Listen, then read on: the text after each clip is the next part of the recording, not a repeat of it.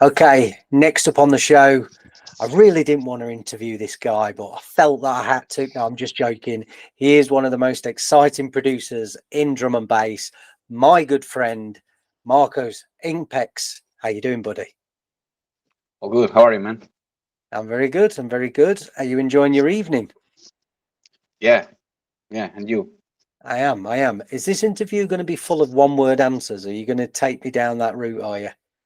No, sometimes I'm gonna answer more than one.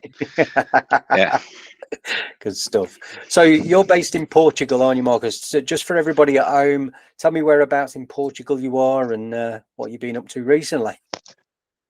yeah. So right now I'm living in Azores Islands in São Miguel, but I'm from Lisbon, from the capital. Yeah, but in the last 10 years I moved here, and yeah, it's chilled and gives me more time to produce actually. So yeah, And you it's work full time as well, don't you? As well as producing the music, you've got a job there at home. yeah, full time job with shifts schedule. So I work sometimes I work mornings, sometimes I work evenings, sometimes I work afternoons. Then I have the BJJ, and then I have production, and yeah, it's a busy day. Yeah, you produce music quite late on in the day as well, don't you? Quite late in the evening. Does this affect you in any way with the music? Do you feel, does it? Are you able to work at your best? Do you feel working so late? Yeah, I actually prefer to work late. I feel like usually my days go like I go to work, I come back from work, I do stuff at home. We have to. Then I go to practice, and after practice, I have dinner, and then after hanging out with the family, that's when I produce. When there's no noise, everyone is asleep, no dogs barking in the street. That's when Very it's my quiet. best production time. Production time of night. And you live at home with your girlfriend, is that right? Yeah, She yeah, exactly. And my no three dogs. pets? Yeah, Yeah, you got three dogs. dogs. Yeah. We had Stonks on an interview earlier, and hopefully we don't get this with you, but for about 50% of the interview, his cat's anus was literally just there on the camera for the whole. So you'll see it in the final product. I won't cut it out, just let everybody see a bit of cat bum porn, basically. So we're not going to get that with your dogs, no? Not going to get no dog No, anuses. my dogs are back in the kitchen. They are probably asleep right now. You can get one of them, the female. The female sometimes jumps over and pays us a visit. But Knocks the yeah, camera over. yeah, definitely, yeah. So obviously, a couple of the interests that you've got very similar to mine as well. We both train in martial arts. You're very into your Brazilian jiu-jitsu as well. Whereabouts are you with that? Have you got any belts yet? How long have you been doing it for? So I'm still a white belt. I got my fourth stripe, so I'm pretty much almost blue.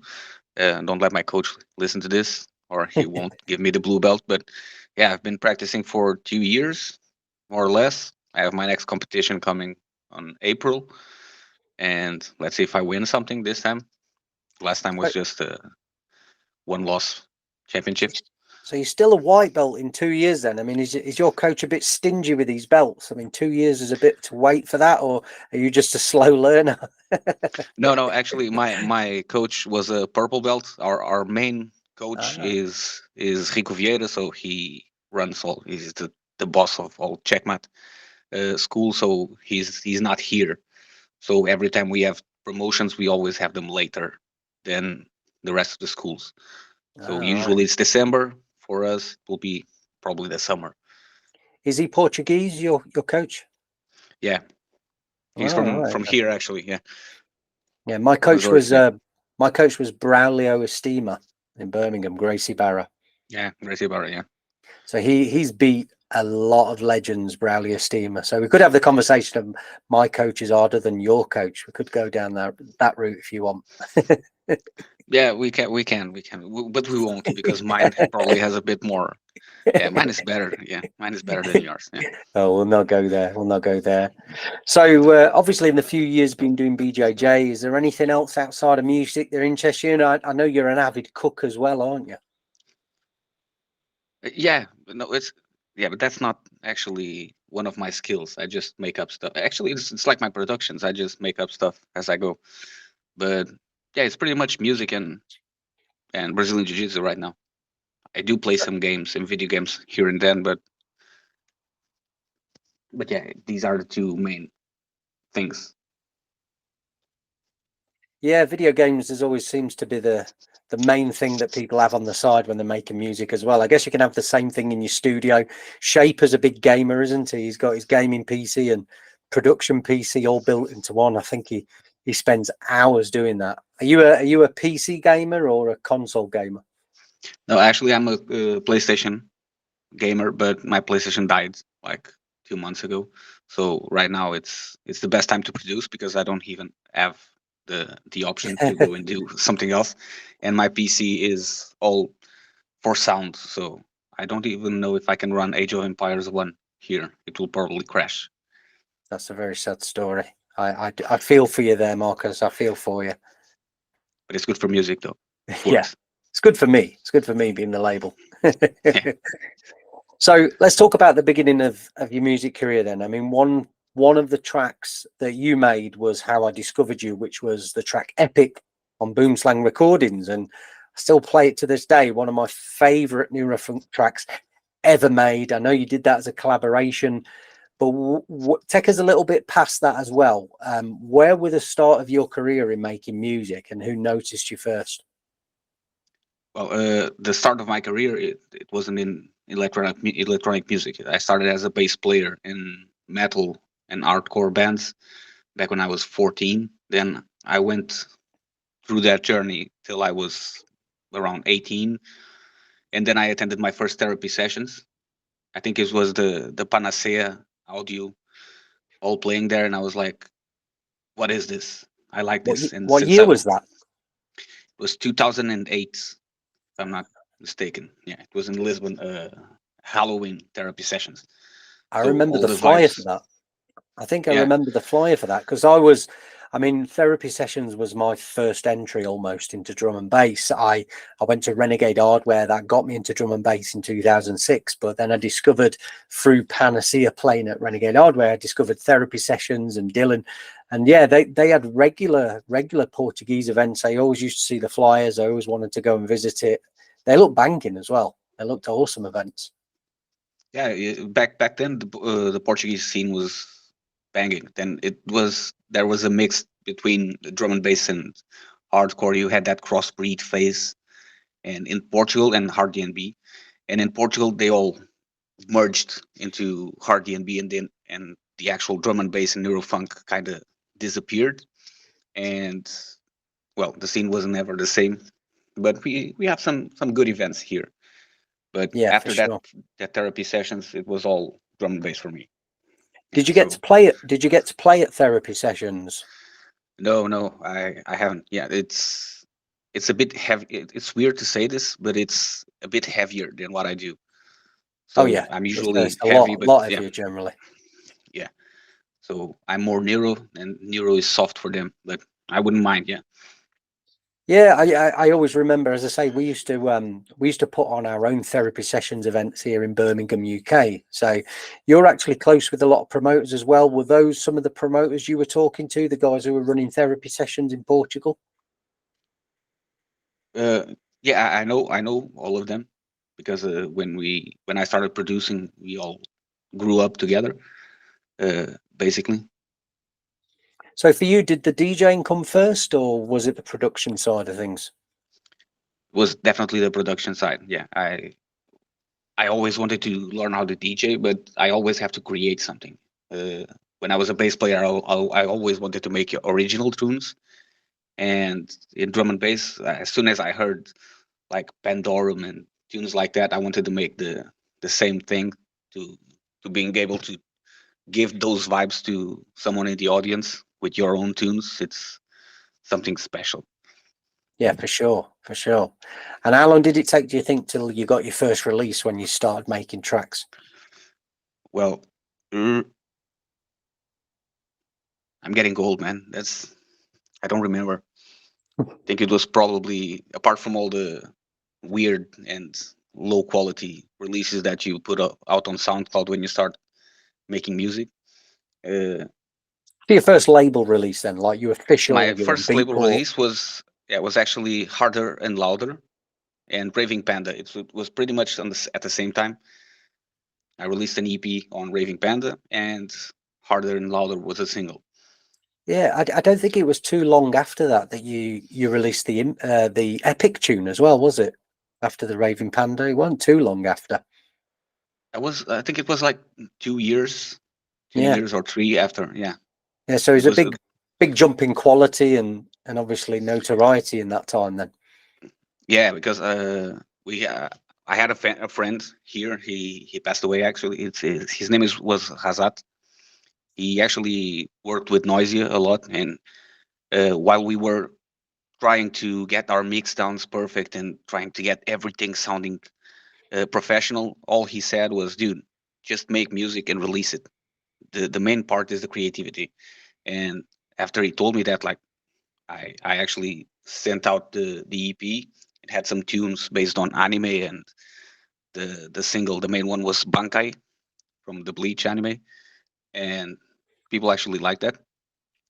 And yeah, so from there I started releasing music and feeling confident about it. And if we jump to Epic, it was different. It was more of a, I already had the ideas and the creativity and my workflow, and with Epic I was trying to evolve my sound in general. yeah, absolutely. What would you say? I mean, apart from that, is there any track that stands out for you since you first started that you're most proud of? I think that Bankai actually, that's the first one.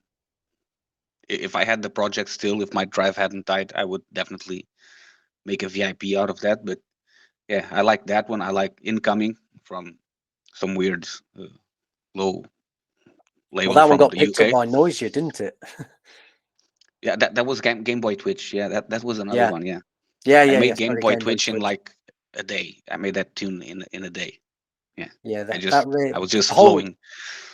EP Yeah, actually went off. We had different, very different people playing. So we are talking about obviously your Dirtbox EP from a couple of yeah, years yeah, ago, but each track that we put out, there was somebody big and different supporting it, wasn't it? And they were always who you didn't expect. Like I thought that it'd be Downbeat that Noisia would have liked, but they didn't. They went straight for Game Boy Twitch, didn't they?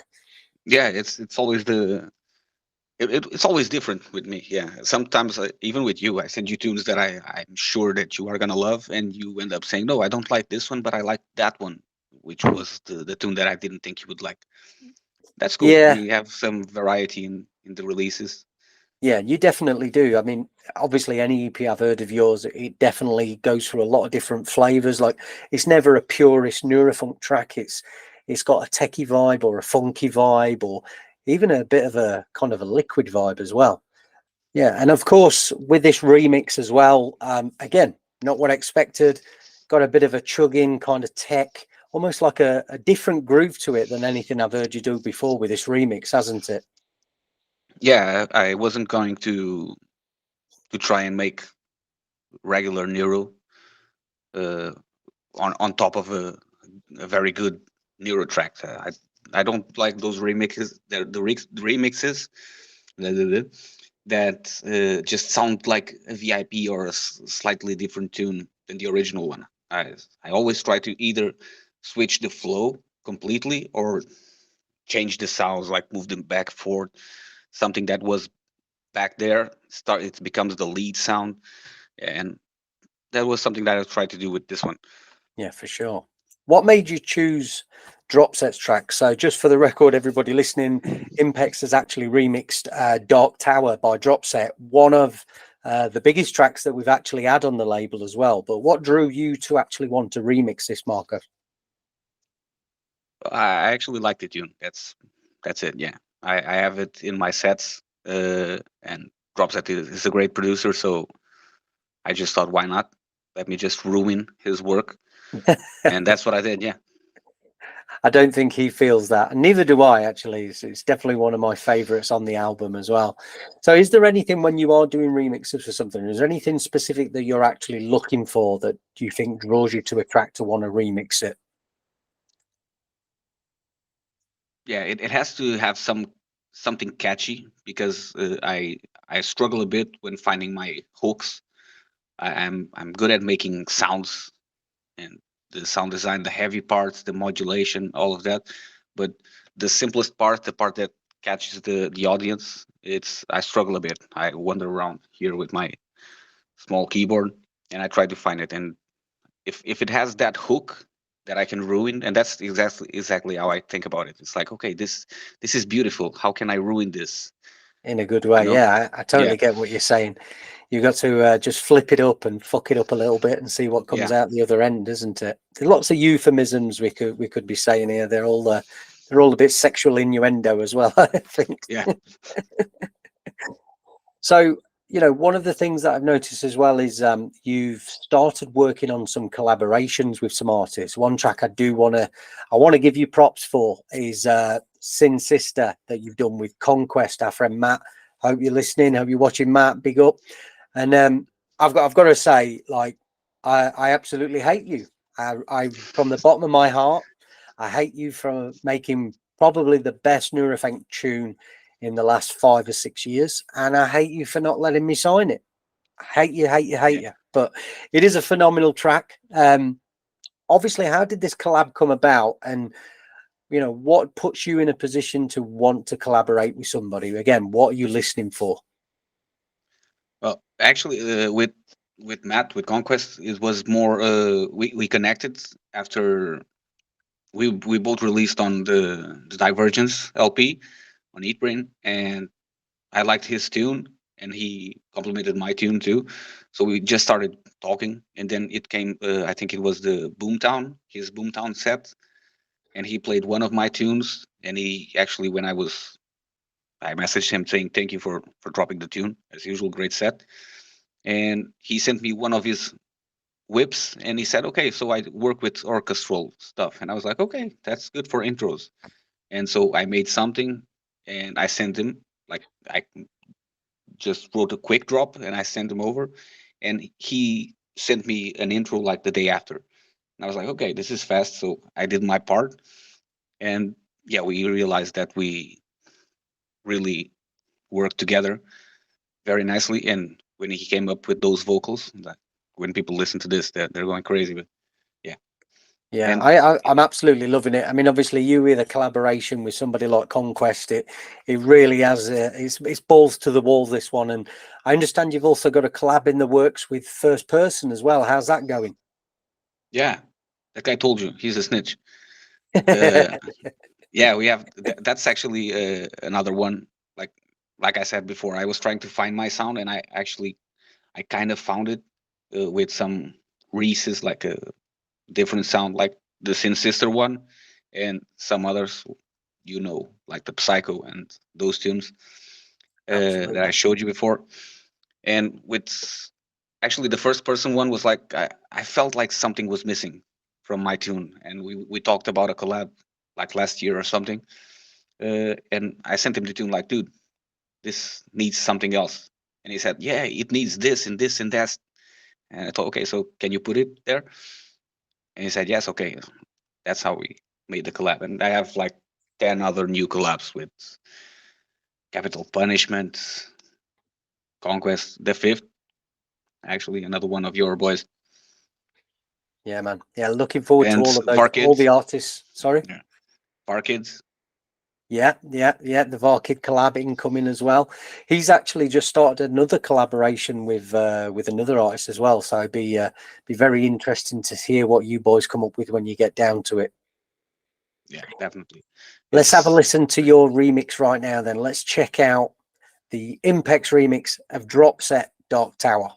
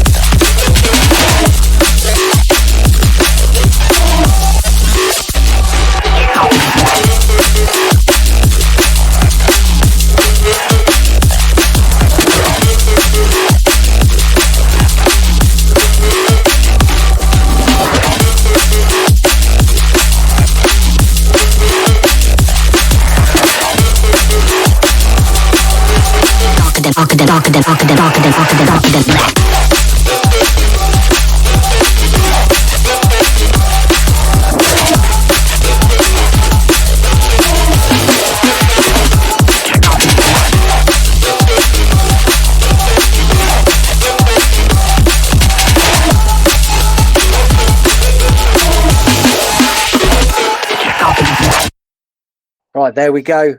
Absolutely phenomenal remix. Can't get my words out. Phenomenal remix. Thank you for that, buddy.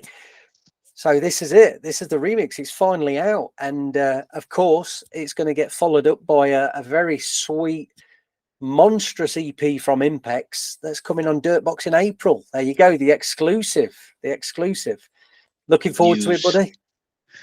Yeah, definitely. This one has Impex written all over it. It's like it's a bunch of tunes where I could mix the dance floor friendly with the orchestral part with some heavy, I don't know if I can call it basses. It's just sounds and vocals. Yeah. It's weird. It's weird. It's a good bunch of things. Definitely well, looking forward to it. You must be overjoyed that you get to work with me from mid-April right up until the mid-February right up until the end of April. That's 2 months of just dealing with me with business. You must be overjoyed. Yeah, I'm super excited. Yes, it's cool. It's cool. Yeah, looking forward to this one. And yeah, let's get this remix out of the way first, because obviously this is huge. It's coming out on April the 5th on, of course, the 50th release on Dirtbox Recordings. So last couple of questions for you.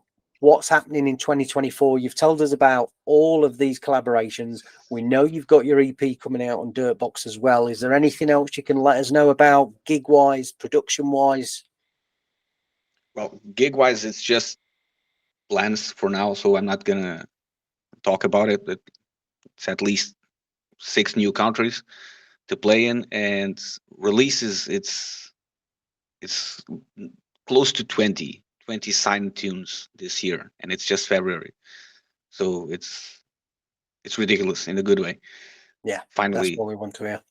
Finally so managing to put my music on. Yeah, chock-a-block till the end of the year. Some big labels picking those up as well. A lot to look forward to. Definitely, yeah. Some surprises, some labels that I wasn't even aiming for. So let's see. I can't wait to hear what you've got in store, man. Absolutely brilliant. So obviously being the 50th release for us, this is a massive milestone, and it's a pleasure to have you on. But what does it mean to you to actually appear on such a monumental landmark release for us like this? It really meant a lot. It's like just being a part of this. Like, I always try to be involved in everything. Sometimes I get too much over my head, but whenever I can, I try to give back, like the love that Dirtbox showed me, that you showed me. Let's not talk about all the love, but you got the picture. So having that milestone and being a part of it, it really means a lot. And we do love you, man. We love this remix. We love the music that you've got coming. Thank you very much for your time today, buddy. We'll speak to you soon. Bye. What's up, everyone? Leo HF here, the host of DNB Wraps. Thank you for watching our videos. If you like what you're hearing and seeing on the channel, please make sure you're subscribing to it. Please make sure you thumbs up the videos, and more importantly, let's get some comments going as well. It really helps the channel, and in order for us to provide this content to you, we do need the channel to grow. So we can't do this without your help. Hope you enjoy the video. Speak to you soon.